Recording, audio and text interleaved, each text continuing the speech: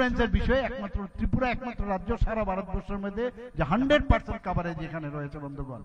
যেখানে সরকারি কর্মচারীদের কথা আপনারা যদি বলেন, আগে দেখতাম সরকারি কর্মচারীদেরকে বলা হতো রাস্তায় নামো, জিন্দাবাদ জিন্দাবাদ বলো, দিয়ে দিতে হবে, দিয়ে দিতে হবে। আর আমাদের এখানে বলার আগে আমরা দিয়ে দিচ্ছি। কিছুদিন আগে আপনারা দেখেছেন আমরা এখানে চাকরি দিয়েছি, আমরা জেআরবিটির মাধ্যমে চাকরি দিয়েছি এবং জেআরবিটি গ্রুপ সি কিছুদিন আগে দিয়েছি এবং গ্রুপ ডি সেদিন আমরা দিলাম। এবং একটা জায়গার মধ্যে আপনারা বলতে পারেন আগে কথায় কথায় দেখা যেত চাকরি দেওয়ার সাথে সাথে কোর্ট কেস হতো। আমাদের এত সুন্দরভাবে আমরা ট্রান্সপারেন্সির মাধ্যমে চাকরিগুলো আমরা দিচ্ছি। চাকরির এখন পর্যন্ত আমাদের সরকার 2018 আসা থেকে এখন পর্যন্ত প্রায় 16,000-এর উপরে সরকারি চাকরি আমরা দিয়েছি বন্ধুগণ। একের পর একদিকে চাকরি আমরা দিচ্ছি, আরেক দিক দিয়ে কিভাবে আমরা বিভিন্ন এমএসএমইর মধ্যে কিভাবে তাদেরকে আমাদের এন্টারপ্রেনারশিপ করানো যায় তার আমরা ব্যবস্থা করছি। এমএসএমইর মধ্যে আমাদের মাইক্রো এন্টারপ্রাইজ এখন পর্যন্ত প্রায় 2.1 লাখ আমাদের ছেলেরা এর মধ্যে যুক্ত হয়েছে। আমাদের স্মল এবং মিডিয়াম যে এন্টারপ্রেনার যারা আছেন সেইগুলোর জন্য আমরা চেষ্টা করছি। কিছুদিন আগে আপনারা দেখেছেন এখানে ডেস্টিনেশন ত্রিপুরা করে একটা আমরা এখানে যারা বাইরের থেকে ইনভেস্টর মিট একটা হয়েছে, সেখানে এখন ত্রিপুরাতে এত শান্তি প্রতিষ্ঠিত আছে বলে মানুষ সব জায়গায় ইনভেস্টরও সবসময় চিন্তা করে কোথায় গেলে আমি যদি ইনভেস্ট করি শান্তিতে আমি ইনভেস্টটা করতে পারবো।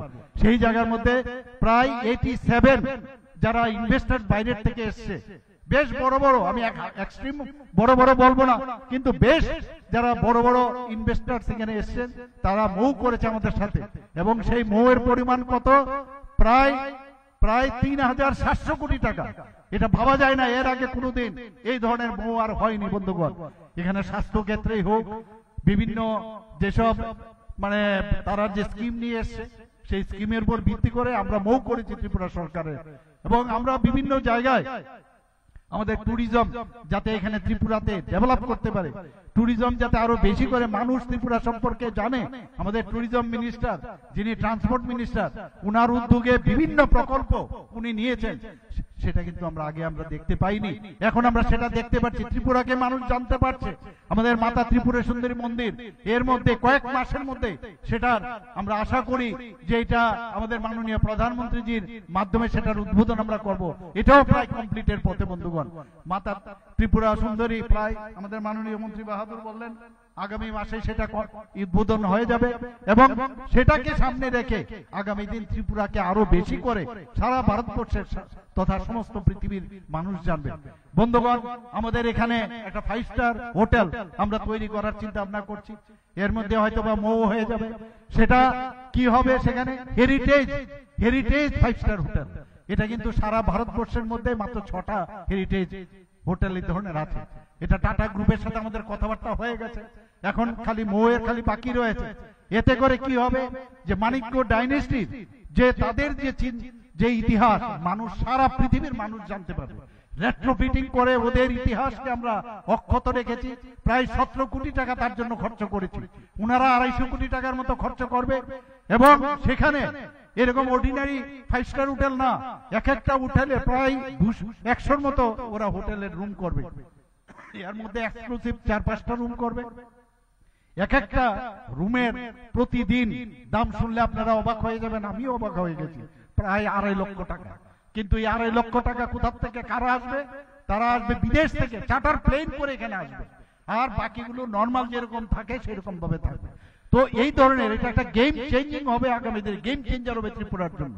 যখন বাইরের থেকে এই ধরনের লোক আসবে, যারা টাটার যারা তাদের যে চেইন আছে, তাদের যে এই ধরনের চেইন এই হোটেল ইন্ডাস্ট্রিতে, তারা যখন আসবে এখানে হোটেলে শুধু থাকার জন্য আসবে না, ত্রিপুরাকে জানবে, মানিক্য ডাইনেস্টি সম্পর্কে জানবে এবং সেখান থেকে ওরা ছবি মোড়া যাবে, আমাদের ত্রিপুরা সুন্দরী মন্দিরে যাবে, আমাদের বিভিন্ন যেসব টুরিস্ট স্পট গুলো আছে সেই সমস্ত জায়গায় ছবি মুরাদ থেকে আরম্ভ করে, আমাদের প্রজাপতি পার্ক থেকে আরম্ভ করে, রুদ্রসাগর থেকে আরম্ভ করে, আমাদের 9 কোটি সব জায়গায় ওনারা যাবেন।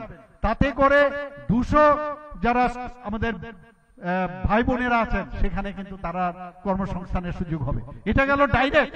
আর ইনডাইরেক্টলি গাড়ি ঘোড়া ইত্যাদি সব দিক দিয়ে, খাওয়ার থেকে আরম্ভ করে সব দিক দিয়ে সেখানেও কিন্তু মানুষ তার সুযোগ পাবে। আমরা সেইভাবে চেষ্টা করছি যে কিভাবে এই ত্রিপুরাকে এক ত্রিপুরা শ্রেষ্ঠ ত্রিপুরা আমরা তৈরি করতে পারি।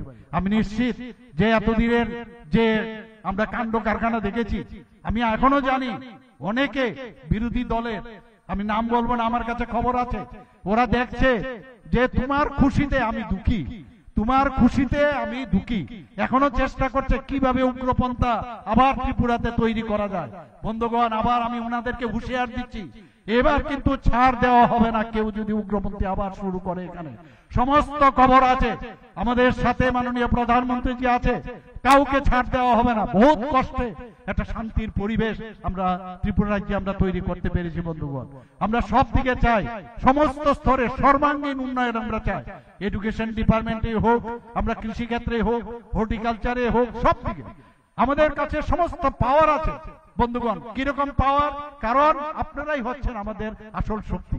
এত বড় একটা ফ্লাড হয়ে গেল, আজকে আমাদের প্রায় 12টা যে নদী আছে, এর মধ্যে জুরি নদী বাদ দিলে সবকটা নদী একদম সাংঘাতিক উচ্চতার মধ্যে জল মানে সেখানে বয়ে গেছে।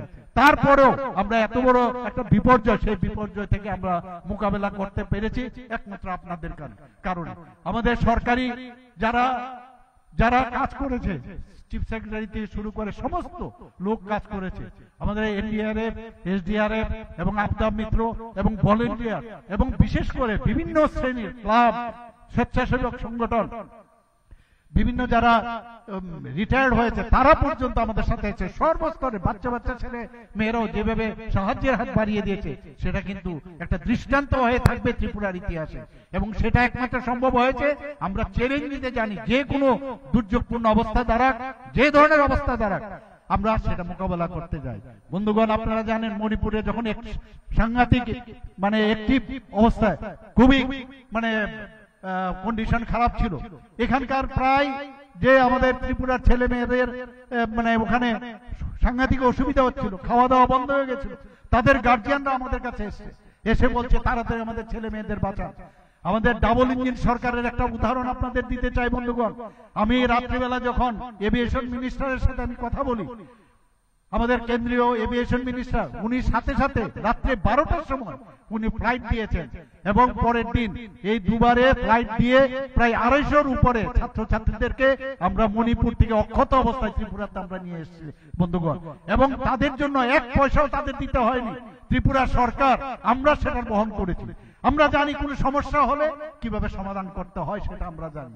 আমরা কুমারঘাটের রথের ঘটনা আপনারা জানেন, যখন সেখানে বিদ্যুৎ পৃষ্ঠ হয়ে বহুত আমাদের নাগরিকরা মারা গেছে, সেখানে আমি রাত্রিবেলা ট্রেনে করে সেখানে গেছি এবং আমরা ওখানকার জানি এমএলএ থেকে শুরু করে সবাই মিলে আমরা যেভাবে ওদের পাশে দাঁড়িয়েছি, মাননীয় প্রধানমন্ত্রীজিও তাদেরকে সাহায্য করেছে। বন্ধুগণ, আমরা যে কোনো সমস্যা হলে খুব সিরিয়াসলি আমরা নিই, মনে হয় যেন আমার ঘরের সমস্যা, তো সেইভাবে আমাদের সরকার সেইভাবে কাজ করে।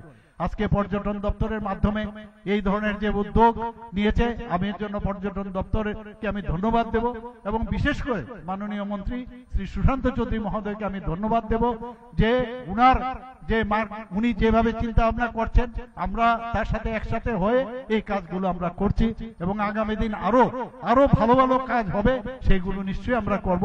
এবং আমাদের কাছে কিন্তু এখন সময় কম, প্রতিটা এভরি সেকেন্ড কাউন্ট, আমরা প্রতিটা মুহূর্তে আমরা কাজ করতে চাই। মনে হয় যেন সময় চলে যাচ্ছে, কিন্তু কাজ অনেক বেশি, আমরা সেই দিশে আমরা কাজ করি। আগে ভাবতো কিভাবে ঘোলা জল করা যায়, ঘোলা জলে মাছ ধরার যে কায়দা ওরা জানতো।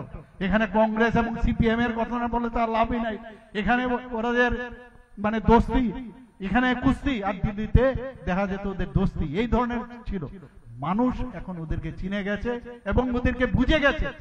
অনেক লোক মানুষ এই কমিউনিস্টদের যে একটা মানে সাবস্টিটিউট, সেটা কংগ্রেসকে ভেবেছিল, কিন্তু আজকে রেজাল্ট দেখুন সর্বভারতীয় স্তরে কি হয়েছে, শূন্য পেয়েছে। এবার দিল্লির রেজাল্ট কি? 0। আর কমিউনিস্টরা কি পেয়েছে? নোটার সাথে এখনো কম্পিট করছে, এখনো নোটার সাথে। বন্ধুগণ, তো এতে করে প্রমাণ করছে একের পর এক রাজ্য যেভাবে ভারতীয় জনতা পার্টি আসছে, আর বাকি 1-2 বাকি আছে, আগামী দিন আপনারা দেখবেন সেগুলো আমরা দিচ্ছি এবং মাননীয় প্রধানমন্ত্রীজি আমাদের সাথে আছে, নিশ্চয়ই সেটা হবে। আমি আর বেশি কিছু বলছি না, সবাইকে